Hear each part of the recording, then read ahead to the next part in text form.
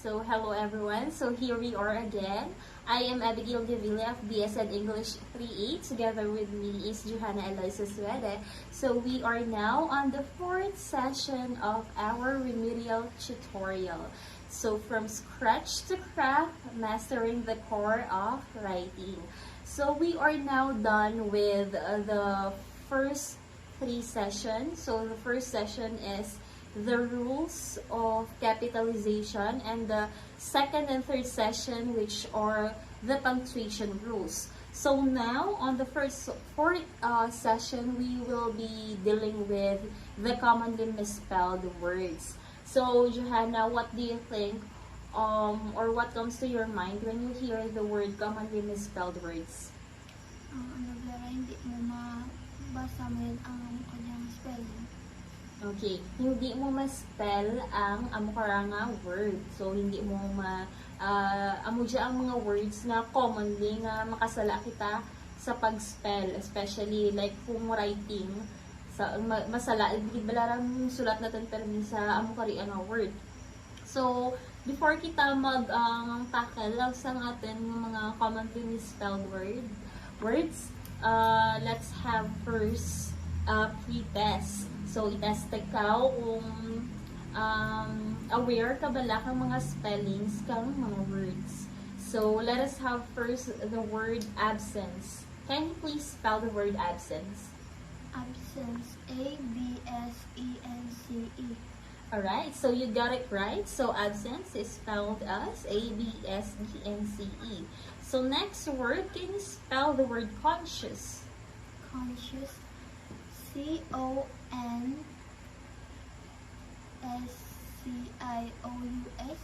Alright, you also got it right. So next word, we have there the word amateur. So can you please spell the word amateur? Amateur. Mm-hmm. Amateur. A-M-M-A-T-U-R-E. So this time we got it wrong. So just one M. So it's spelled as A-M-A-T-E-U-R. So next, the word, can you spell the word judgment? Judgment. J-U-D-G-E-M-E-N-T. Alright, so again, you got it wrong because there is no E after the word or after the letter G. So it's spelled as J-U-D-G-M-E-N-T. So wala letter E sa antes kang G. Tapos kang G.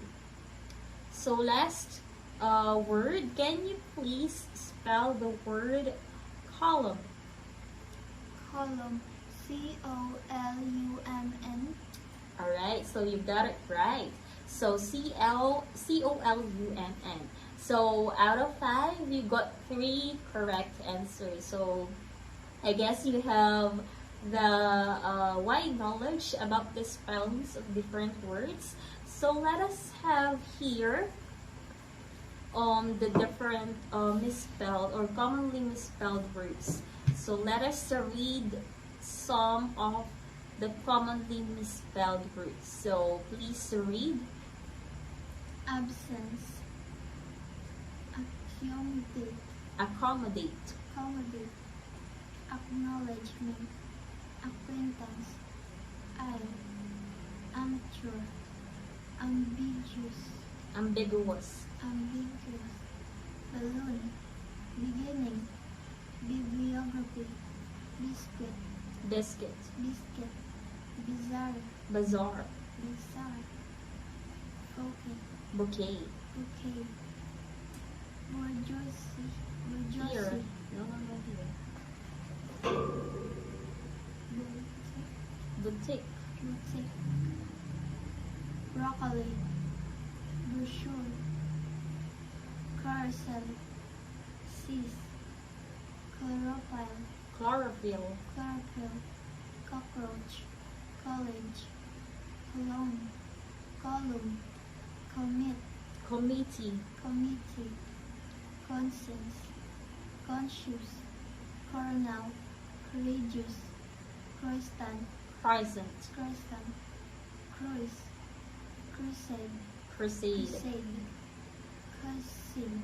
Cuisine. Cuisine. dengue, fictitious, fictitious, fictitious, fire, ex, extinguisher, extinguisher, extinguisher, fluorescent, gauge, gauge, gauge, gauze, guarantee, hair, hire, hire, hierarchy, hierarchy, hierarchy, hygiene, indigenous, indigenous, indigenous, isosceles, isosceles, isosceles, judgment, lasagna, leisure, maneuver, miniature, okay, so we have here more. So we have there brooch, bruise, blur, bureau, bureau, business, camaraderie, camaraderie, camaraderie, camouflage, camouflage, camouflage, denouement, denoma, denouement, dilemma, dysmenorrhea, entrepreneur, exhausted, Fahrenheit, Fahrenheit, mischievous, mischievous, mischievous, Mississippi, mustache, nauseous, nauseous. nauseous, neighbor, nucleus. So, in this set of commonly misspelled words, what can you say? Ano ba lang mga ang hambal mo sa mga amo ka dyan nga words? Raka kabalait, wara nabalaan nga spelling sa mga amo ka dyan or bag-o mo bala na-encounter ang mga amo ka dyan nga words? Ako, wala na, nabasa ko Raka ang? ako pa ang wala nabasa ang Okay, so raka pa ang wala mo nga nabasa nga words or hindi ikaw ka aware ka amo ka nga words. So, base sa imo or based on your own understanding, what do you think or the reason nga naga permi lang kasala ang isa ka writer or ang isa ka person sa spelling? So, sa pamatyag mo, ano gibala ang mga rason na nagkakasala ang tao sa mga spelling? So, kay wala na panabalaan una nga i-pronounce kang ang parang nga words o kung spelling.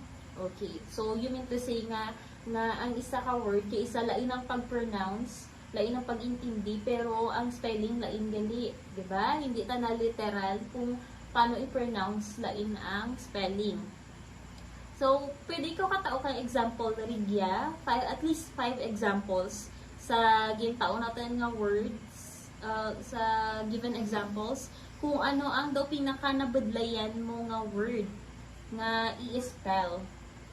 Sa matsyag mo daw budlay, gidi i-spell, bala nga daw feeling mo, amo dya ang word nga, masala, gidya kami ako, or mostly ang mga tao masala gid sa amo ka word nga mag-spell ka mo yung word. Ang bury. Okay, this one, the word is the bruise. Bureau. So, bureau. So, like for example, the Bureau of Fire Protection. So, amo gid man dya ang commonly, sagid sa commonly mistaken na spelling. Kay daw ka confusing, bureau. Pero ang spelling na is B-U-R-E-A-U. So, what else?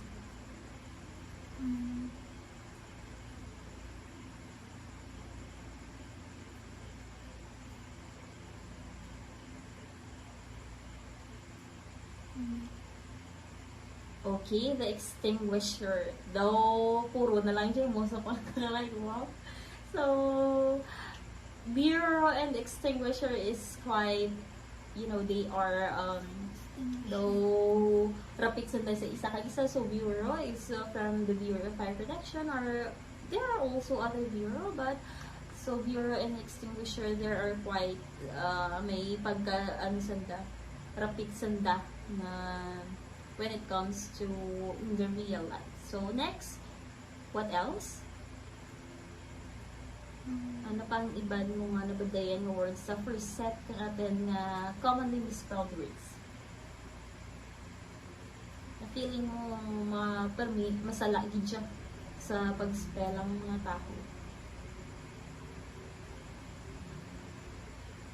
Hindi. Okay, the mischievous. What else? Ano pa yan? Hindi. Here? So, the aisle. So, amo gid man na ang isa pagid sa kalabanan nga masala kang spelling ang aisle. Kay may silent S. So, isa sa mga rason pagid why gasala ang tao sa spelling is because of the silent letter nga dapat nga pag-pronounce natin is silent na pero included na kung sa spelling rin. So, isa riya sa mga rason kasala kita sa pag-spell ka mga words. So, what else? Okay, that's all. So, moving forward, let's have the second set of this examples of the commonly misspelled words. So, can you please read? Occasion. Occasion. Occasion. Onomatopoeia. Onomatopoeia. Onomatopoeia. Pamphlet. Paradigm. Paradigm. Paradigm. Figurine. Clap. Possession. Privilege. Pursuit. Queer. Questionnaire. Quiet. Quiet. Receipt. Receipt. Receipt. Receive. Rendezvous. Rendezvous. Rendezvous. Reservoir. Reservoir. Reservoir. Rhythm. Salt. Seizure. Seizure. Seizure. Seizure. Separate. Sage. Subtle. Subtle. Subtle. Suicide. Table. Taboo. Taboo. Thesaurus. True. Thorough. Thorough. Tongue. Vague. Vague. Vague. Weather. Yacht. So these are the second set of the commonly misspelled words. So in your own opinion again, what do you think on this set ang termilang kita gid makasala sa pag-spell karong parang word? W. So right, so this is also one of the problems since may letter A, may letter U sa punta. So kasara na gid man. So what else? So, onomatopoeia. So, since may letter O, silent O, ang pagbasa man, onomatopoeia. So, do kasarala pagid. So, what else? So, that's all. So, sa imo pagid nga, like, sa imo nga pagkatanda, sa imong experience as a student, as a high school student, ano bala ang imong ano ang imong nadumduman nga permi mo masala nga pag-spell sa word sa imong experience as a student, ano ang imong kalabanan ng mga masala bala sa pag-spell when it comes to writing an essay, a sentence, or a paragraph? Ano ang madumduman mo nga mga words nga permi mo lang masala ang pag-spell balahaw?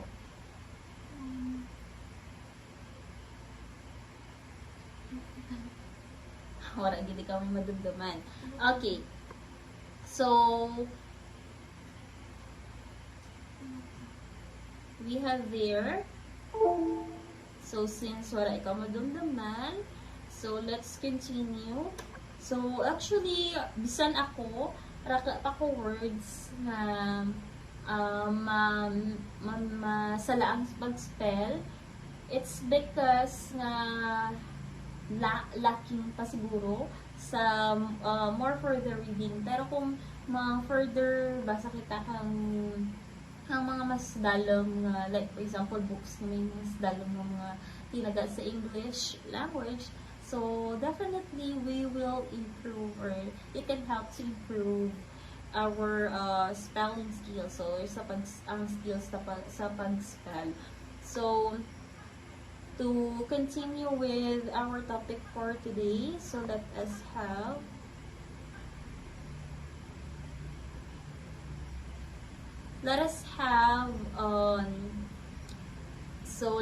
have here spelling practice. So, a strange day works.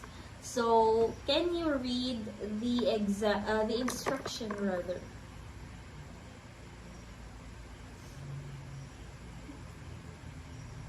Can you read the instructions? Choose the correct spelling of a word and write it on the black column. So, choose the correct spelling of a word and write it on the blank column. So we have here prepared 10 samples. So first, what do you think is the correct spelling?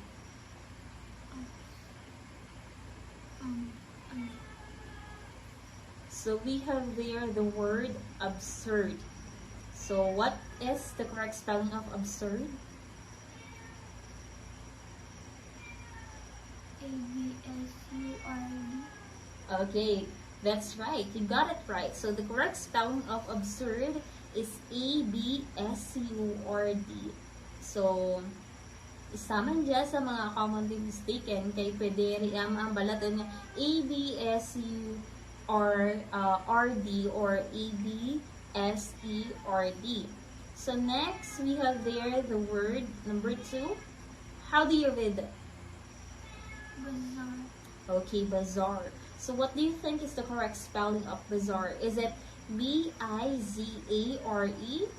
or B-I-Z-Z-A-R-E or B-I-Z-A-R-R-E? So what do you think is the correct spelling?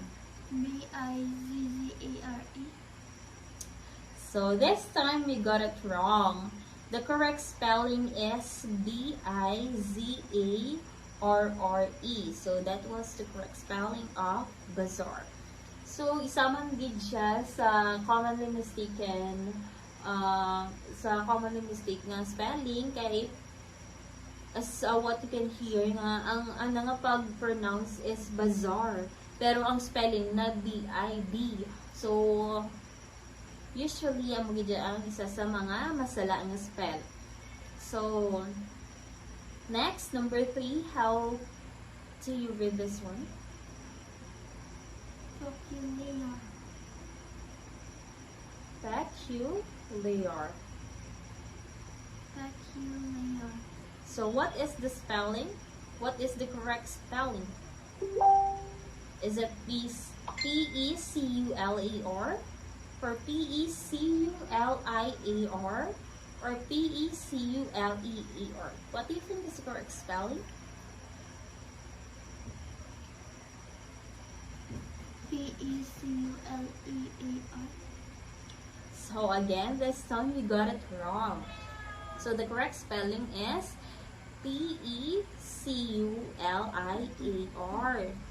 So medyo badlagid man. Kasalala kung, especially kung may mga choices nga daw rapit-rapit gid sa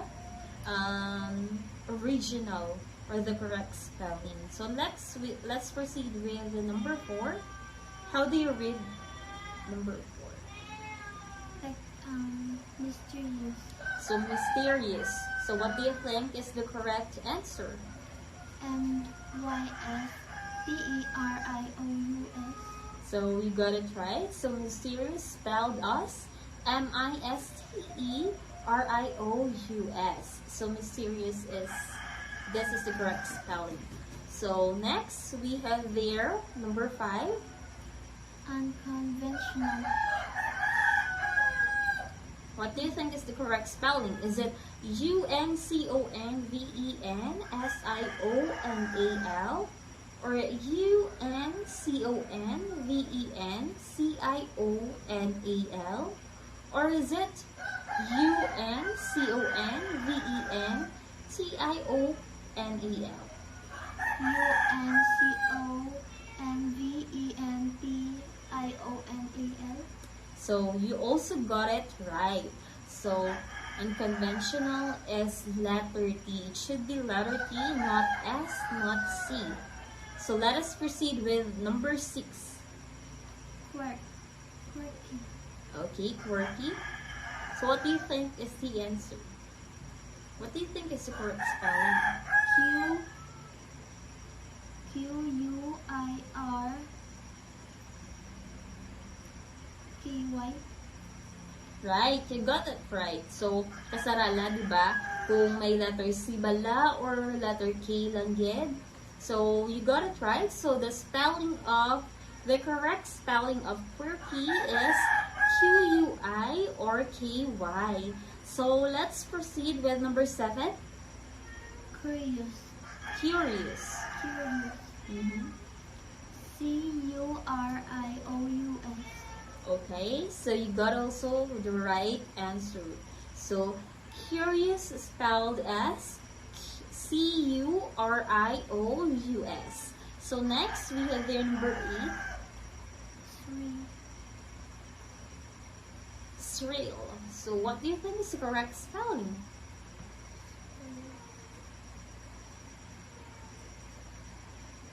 SURREAL. Alright, so you also got the right answer. So, shrill spelled as SURREAL. So, next we have their number 9. Unfathomable. Okay, so how do you spell? UNFATHOMABLE. So we also got the right answer. So unfathomable spelled SUNFATHOMABLE. So last number 10. Whimsical. Whimsical. Whimsical. Mhm. So what do you think is the right spelling? Is it WIMSICAL or WHYMCSICAL or WHIMCSICAL? WHYMSICAL. Okay, this time you got it wrong because the correct spelling of whimsical is WHIMSICAL. So out of 10, you've got 7 correct answers. So you got wrong with number 2, with number 3, with number 2, and with number 3, and of course, with number 3. So, amo dyan ang mga nasala mga words. Mga spelling. So, we have there the bizarre, the peculiar, and the whimsical. So, these are the commonly misspelled words. So, we have here the spelling tips. So, amo dyan mga tips para makalikaw kita sa pag-spell. So, number 1, learn the rules. So, start to identify the common patterns and combinations ng letters so that you can begin to guess how a word might be spelled. So, may mga rules ka isa. So, number 2, learn the exceptions to the rules. For example, ang often nga quoted rule is I before E except after C. So, nag-gets mo kung ano yung namin na? So, namin na kaya is, like for example, when you spell the word believe, so, ibutang mo sa mind mo nga spelling kang believe is B-L-I-E-V-E. So, dapat mauna gid permi ang I. So, amore ang ana nga rule. Pero, may exception. Kaya kung letter C ta na, like for example, deceive. Kung mabalik ka nga word nga deceive, diba, dapat ang mabutang sa mind mo ay una, kaya amor ang rule ay una antes E. So, imbes ni spell mo D-E-C-I-E-V-E, so sa lari A. Okay? Exact gani sa rule nga, letter C, after kang C. So, ang correct spelling kang deceive is D-E-C-E-I-V-E. So, mauna man ang E kung may letter C. So, but there are also words na hindi man gid matuman, pero amo gid ang the common rule. I before E, except after C. So this is universally applicable. However, you'll need to learn the exceptions to avoid tripping, such as weird and hype. Pareho kang weird na una ang E before the letter I. Okay, di ba? Dapat I before E. So, amura ang mga words nga tips para mabalaan natin para maging aware kita sa atin na spellings. So, next, we have here the crosswords and the code words. So, puzzles are a good way to make your brain work harder and improve your general knowledge. But there are also a good way to improve your spelling. So, code words looks similar to crosswords, but involve working out with such numbers then for what letters if you get the spelling wrong in either a crossword or a code word. The other words won't fit. So, it's a good idea to have a dictionary beside you. So, ang mga crosswords nga games, kaya makapa-improve gidra kang ating spelling skills. So, pero, kung gusto mo pag-improve, like for example, gampan ka kung amo ka dyan ng games, so pwede ikaw butang kang dictionary beside you. So, number 4, can you please read? Watch English televisions with subtitles.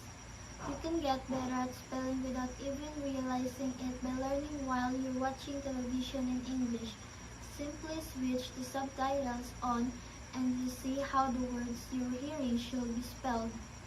So, ang isa sa tips para maka-improve ang ating spelling skills. So, watch English television with subtitles. Ikaw bala, Johanna, nagalantaw, ikaw ka mga English nga movies or sa television nga may mga English subtitles? Na, isa rin agad sa makabulikan natin para maka-improve na ma-aware kita ka mga different spellings. So, next, we have there number 5. We have there mnemonics. So, memory aids for mnemonics are a useful way to help you remember trickier spellings. Although, if you try to remember too many of them, you'll probably end up confusing yourself. So, when it comes to memory aids, the simpler and more memorable, the better. For example, you could remember the word separate by reminding yourself that it has a rat in it. So, ang ura ko no, ang damdaman na sa word na separate, may word na at. Kaya diba, ang diya ka isa, masalaan natin nga, after kang letter R, E ang spelled. So, sa laria, so always remember sa word na separate, there has a rat in it. So, rule number 6, or tips number 6. So, break it down into syllables. So, we've already seen how to remember separate, but you could remember several by breaking it down into several. So, this is the rule or the tip number 6. So, the last one, we have there, words of the day emails. No, this is not the last one. So, the last one is, keep a notebook of spellings. Can you please read the last tip? Every time you encounter a word you find difficult to spell, jot it down in a notebook. This gives you a quick reference guide of spellings you know that you personally find hard to remember, and it's probably going to be quicker than trying to find the word in the dictionary. So, amo dya ang isa sa mga dapat himuon. Mag-jot down ikaw, magsulat ikaw ka mga words nga bago mo lang bala na nakita, bago mo lang nabasa, bago mo lang nabatian. Kung hindi ka kamaanting spelling, look for a dictionary na mangita ikaw or either search for the internet and then isulat mo para sooner or later may reference ikaw nga amo galit yung spelling kang amo ka siya. So, ginahimo mamambalala ka isa or permi mo ginahimo or never mo ginahimo nga magsulat kang spelling kang sa ka-word nga bago mo lang nabatian. Okay, so ginahimo mo. So, I think that will be all for today's session. So let us have the last session. So let us have the last session next meeting. So we will continue this. So that will be all for the fourth session. Always remember that writers are not born, they are made. So bye everyone.